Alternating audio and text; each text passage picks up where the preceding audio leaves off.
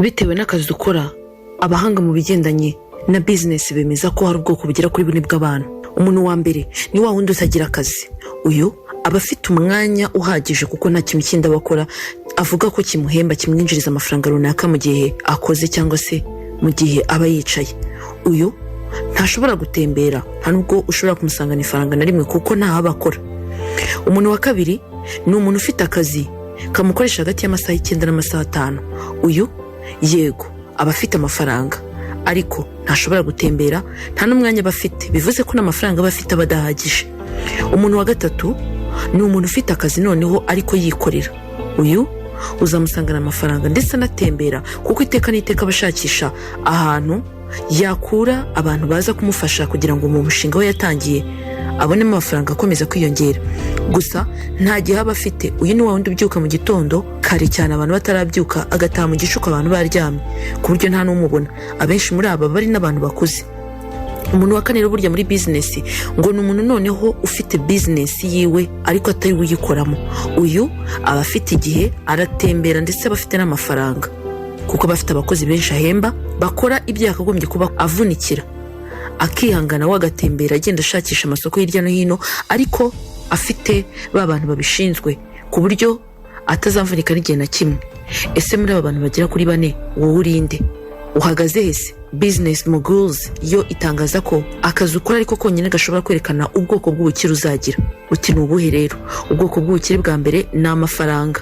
Umuntu ufite amafaranga akenshi tuvuga ko akize kuko koko aba afite amafaranga. Ubukire bwa kabiri burya ngo ni inshuti ndetse n'abantu mukorana cyangwa se muhura benshi. Iyo ufite abantu mu buzima bwawe burya ubukize.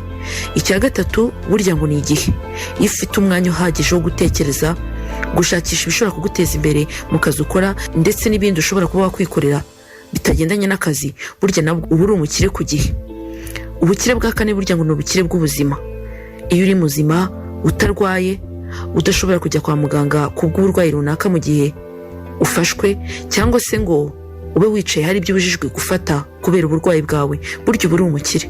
Muri ibi bice bigera kuri 4 by'abantu bikwereka umuntu wari we n'akazi akora n'ibyo yinjiza, abenshi usanga bashobora kubona ubukire bwa mbere n'ubwa kabiri aribwo mafaranga n'abantu, ariko bakabura ubukire bwa gatatu n'ubwa kane aribwo gihe ndetse n'ubuzima. Aba bahanga bemeza ko akazi ariko kose uzakora kakaguha amafaranga kakaguha n'abantu ariko kakakwima umwanya ndetse n'ubuzima, uzakareke kuko burya ngo ntabwo ko ari akazi keza.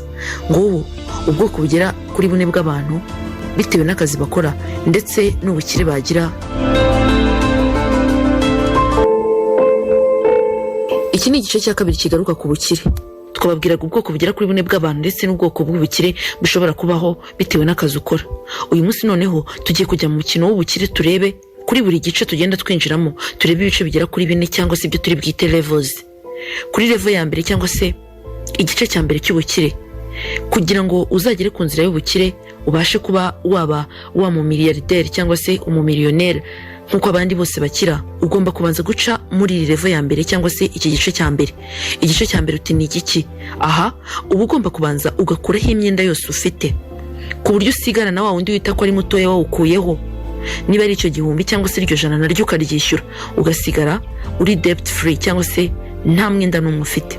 Ikindi, iyo ukiri mu iki gice cya mbere ugomba gutangira bije ukavuga uti nkeneye amafaranga angana gutya, nzakoresha iki n'iki mu gihe runaka. Hanyuma wamara ibi byose kubishyira ku murongo ukinjira mu gice cya kabiri cy'ubukire.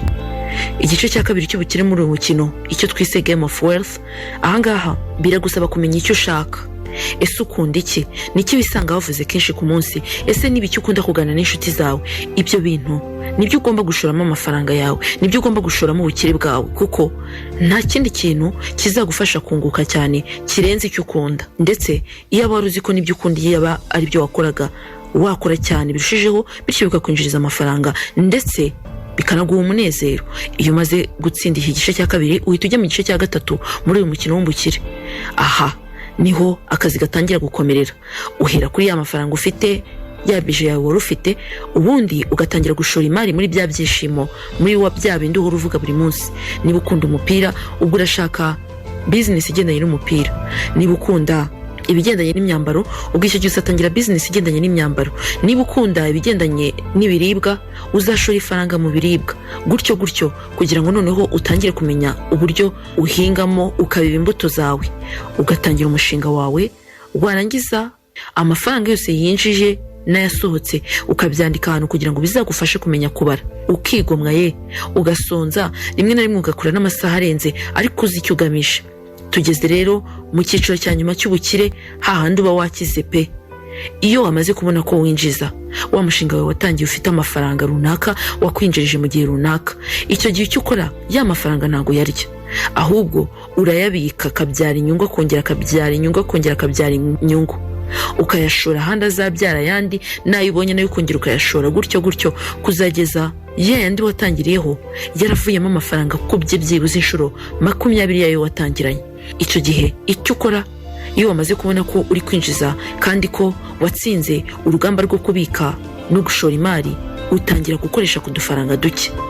Ntago wabona warinjije miliyoni 5 ngo utangire uvuge ngo ugiye kuba mu nzu ya miliyoni 1.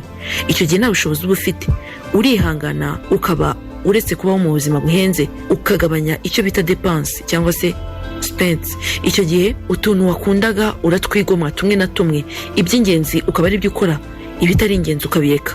Warangiza ugaha agaciro amafaranga yawe, ukibuka imvune zose wagize. Ibi byose iyo ubyigomwe ukagenda muri ibice bigera kuri 4, biba birangiye, ubuhindutse umukire muri bwa buryo bw'amafaranga.